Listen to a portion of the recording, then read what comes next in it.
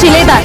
Grow capital फसवणूक प्रकरण मंदार, गिरीश आणि विनोद तिघांनाही 18 फेब्रुवारी 2024 पर्यंत 14 दिवसांची न्यायालयीन कोठडी। दिग्रस ग्रो कॅपिटल आर्थिक फसवणूक प्रकरणात गुंतवणूकदारांसाठी दिलासादायक घडामोड घडली असून मुख्य आरोपी गिरीश दुधे आणि विनोद दुधे यांचेसह गिरीश दुधे याचा मुलगा मंदार या तिघांनाही दारवाह सत्र न्यायालयाने 18 फेब्रुवारी 2024 पर्यंत 14 दिवसांची न्यायालयीन कोठडी सुनावली आहे। या तिघांचीही रवानगी थेट यवतमाळ कारागृहात करण्यात आली असून पुढील काही दिवसात पोलीस तपासाला वेग येणार असल्याची शक्यता व्यक्त करण्यात येत आहे।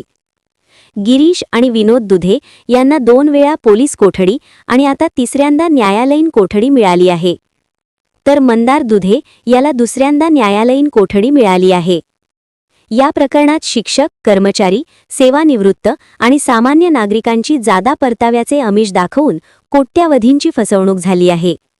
आत्तापर्यंत सुमारे 7 कोटींपेक्षा अधिक रकमेची फसवणूक झाल्याचे तपासात निष्पन्न झाले आहे। मंदार दुधे हा आर्थिक व्यवहार हाताळण्यात सक्रिय होता, तर गिरीश आणि विनोद हे गुंतवणूकदारांना प्रत्यक्ष संपर्कात राहून पैसे गोळा करत होते। तिघांच्याही विरोधात थेट पुरावे असल्याचे पोलिसांनी न्यायालयात नमूद केले आहे। दरम्यान फरार आरोपी अपर्णा दुधे हिचा अटकपूर्व जामीन याआधीच फेटाळण्यात आला असून इतर फरार आरोपी मनोज उर्फ विश्वास पाटील आणि पुष्पांजली रंधेरिया यांचा शोध सुरू आहे।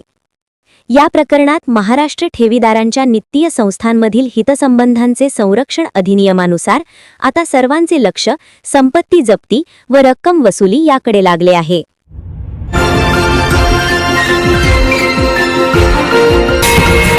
विदर्भ न्यूज मराठी, सकारात्मकतेचा शिलेदार।